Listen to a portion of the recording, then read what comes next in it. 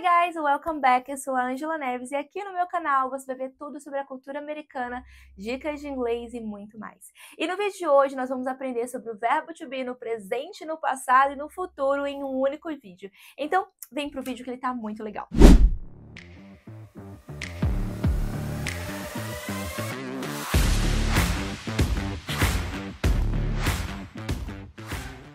Hoje nós vamos falar sobre o verbo to be, esse conteúdo que vem te perseguindo há muito tempo. E eu já sei porque a confusão acontece, porque você tem tanta dificuldade nesse conteúdo.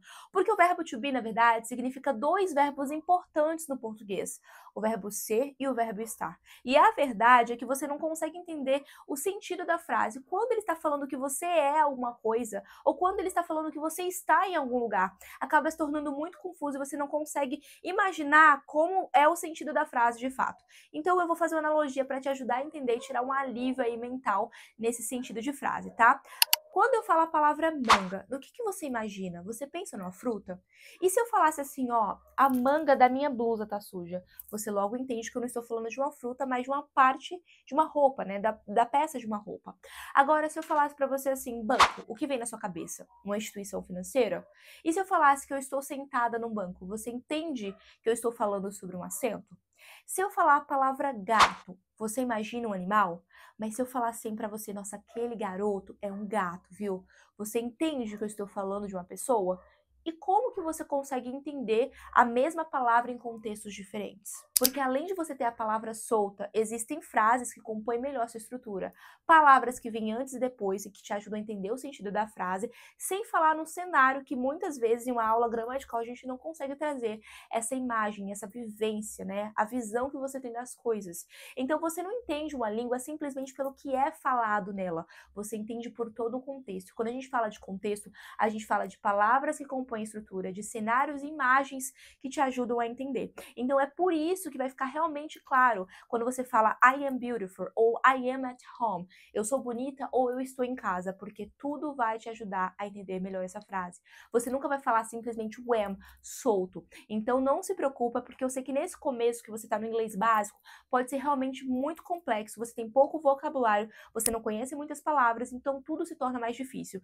Mas com o tempo, assim como no português, é claro, o inglês também vai se tornar para você. Eu te prometo. Agora, para te ajudar a entender esse conteúdo de forma divertida e descomplicada, você já sabe que aqui no nosso canal a gente ensina inglês com música. E a música da vez, que tem o verbo to be em todas as instâncias que você precisa, é a música do Justin Timberlake, Mirrors. Então vamos lá ouvir um trechinho comigo que eu vou te ensinar aqui a conjugar o verbo to be de forma adequada. Aren't you something to admire?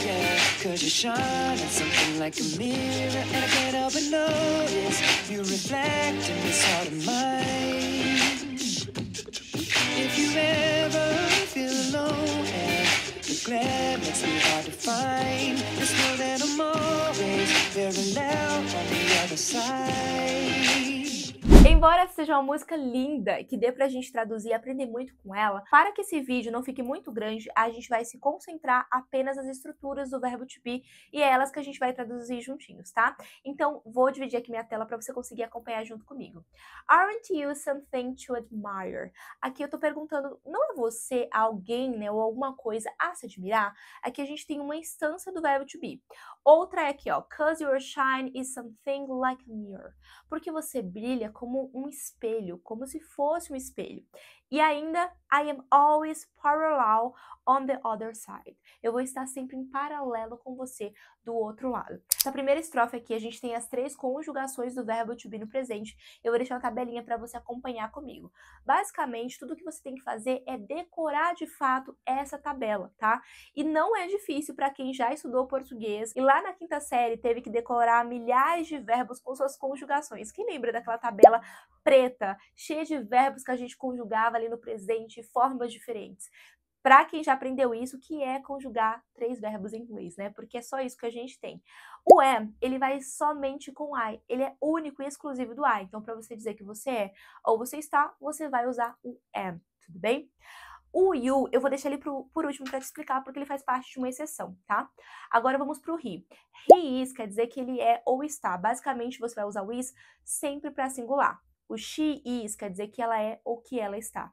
O it is também se refere a ele ou ela, mas na ideia de objetos, diferente do português que a gente tem feminino e masculino para as coisas, por exemplo, o copo ou a mesa. No inglês, objetos são objetos e a gente representa pelo it, tá? A gente usa esse it aqui também para representar animais, então ele vai ser sempre com o is. Esses são os 3 singulares. Agora vamos para os 3 plural. Você tem aqui, ó, we are, que é nós somos ou nós estamos. You are, que é vocês são ou vocês estão. E o they are, que pode ser eles ou elas são ou estão, beleza? Bom, a gente usa o are para plural, a gente usa o is e o am para singular. Entretanto, quando a gente está falando de you, quer dizer você é, a gente pode usar ele tanto no singular quanto no plural, tá? Eles vão ficar iguais, eles não serão alterados. E você deve pensar, Ângela, como que eu sei se estou falando de você ou vocês? A gente já conversou sobre isso, não é mesmo? Contexto. O contexto vai te ajudar a entender se você está falando com uma pessoa ou com várias pessoas, tá? Então, o que você tem que fazer para você entender aqui é simplesmente decorar essa tabelinha e você já vai avançar muito. Agora vamos pegar como exemplo ainda essa mesma frase da música, tá? You are something to admire. Essa frase, ela está na afirmativa e a gente usou o are porque a gente usou o you também como pessoa. Então, eles têm os parzinhos ali que a gente tem que usar, que você prometeu pra mim que você vai decorar, beleza? Agora, o foco é, se eu quiser transformar essa frase na afirmativa em uma negativa, como que eu faço? É muito simples. Toda movimentação que você tem que fazer na frase, você tem que pensar que ela vai acontecer com o verbo to be. Então, para você transformar uma negativa, não é só colocar o not, é colocar o not depois do verbo to be. A sua frase ficaria assim, ó. You are not something to admire. E a observação aqui que o are not, ele pode ser abreviado para aren't, assim como o is not pode ser abreviado também para isn't, tá bom? O I am not não vai ter abreviação. Se você precisar transformar ele em uma pergunta, talvez isso você até lembre que você já estudou na escola em algum lugar, que é pegar o verbo to be, independente de qual seja ele, am, is ou are, e trazer ele para frente para fazer essa pergunta. Então sua frase ficaria assim, ó. Are you something to admire? Você é alguém para se admirar? Vamos abrir aspas aqui para uma observação. Embora a lógica gramatical seja muito simples, talvez a pergunta seja o ato que você mais tenha dificuldade.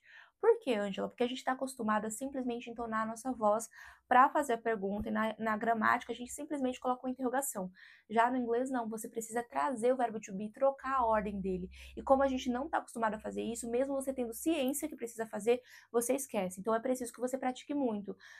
Monte frase todo dia, grave áudio falando sozinha se você não tem alguém para conversar, mas a prática precisa ser constante para que o seu cérebro fixe esse novo jeito de falar, tá bom? Então, combinamos isso, tá? Outra coisa importante é que a música original, essa frase, ela está uma pergunta e uma pergunta na negativa. A frase original é Aren't you something to admire? Então, é possível sim você fazer uma pergunta já negando. Isso é possível. Só não é comum, assim como no português, tá? Então, a pergunta é não é você algo para se admirar? Então, é como se você já soubesse a resposta. Quando a gente faz uma pergunta negando algo ali, meio que você já sabe a resposta, você só quer confirmar aquilo que está sendo perguntado, tá? Então, fica aí a dica. Visto isso, aprendido o conteúdo, nós vamos então agora ver como funciona o verbo to be no passado também com essa música que tem todas as instâncias. Mas antes, eu já vou pedir para você dar uma pausa e se inscrever no nosso canal, que é um canal super novo, então se você está gostando desse vídeo, já pausa aqui, se inscreve para você não esquecer. Coloca aqui embaixo também qual é o próximo vídeo que você quer que a gente traga aqui com música ou qual conteúdo que você queira que eu explique para você de forma simplificada, que a gente volta com mais vídeos para você, tá bom? Agora vamos lá, vamos ouvir o segundo trecho da música aqui com o verbo to be no passado.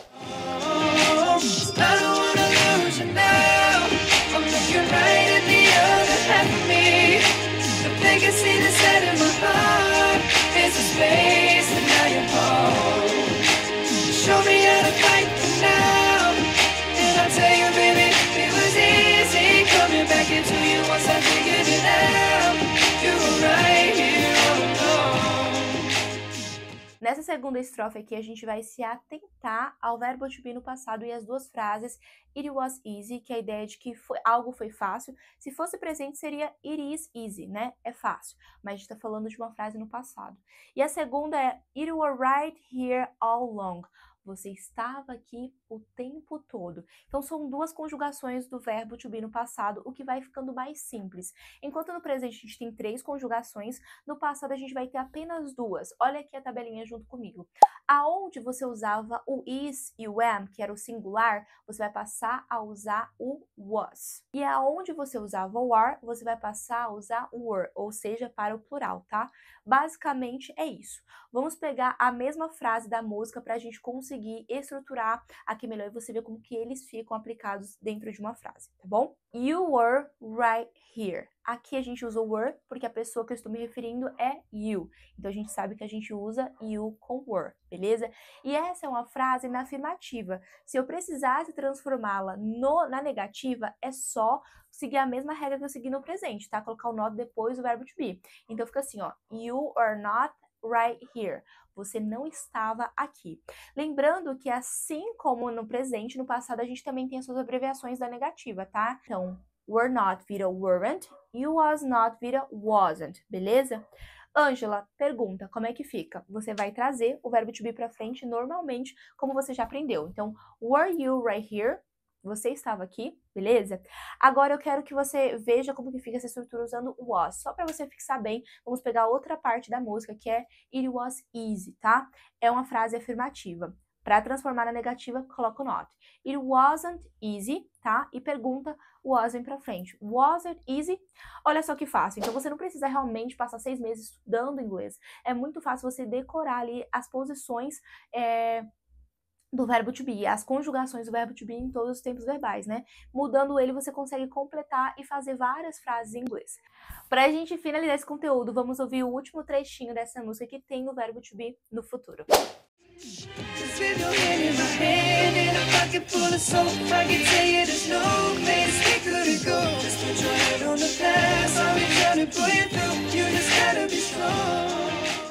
Vamos nos concentrar na frase I'll be trying.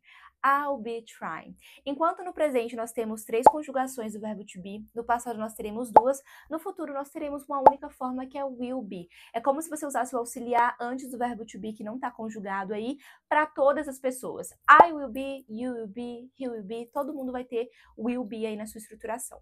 Agora vamos pegar essa frase e ver como que ela fica. Na afirmativa, I will be trying. Eu estarei tentando. Se você for fazer uma negativa, desta vez não será com o verbo to be, mas com auxiliar. É como se o will, ele fizesse todo o trabalho duro para o verbo to be, tá? Então você vai colocar I will not be trying, e ele também tem a sua contração, que inclusive é mais comum, que é won't. Então você pode falar I won't be trying, tudo bem? Se você for fazer uma pergunta, não vai ser o be que vai vir para frente agora, vai ser o will. Ele tá fazendo um trabalho pesado, lembra? Então fica assim, ó. Will you be trying? O be fica no mesmo lugar. Will you be trying? Beleza? Bom, pessoal, é esse o conteúdo de hoje. Eu espero que vocês tenham gostado, que eu tenha simplificado esse conteúdo para você. Então, se você quer fixar ainda mais esse conteúdo, pega essa música durante essa semana, escute ela várias vezes, veja a pronúncia, veja as aplicações, tente você mesmo montar suas próprias frases com essas terminações e esses exemplos que eu dei para vocês, que eu tenho certeza que logo você estará dominando 100% o verbo to be, tá bom? É isso, um beijo, fica com Deus, eu vejo vocês então no próximo vídeo. Bye!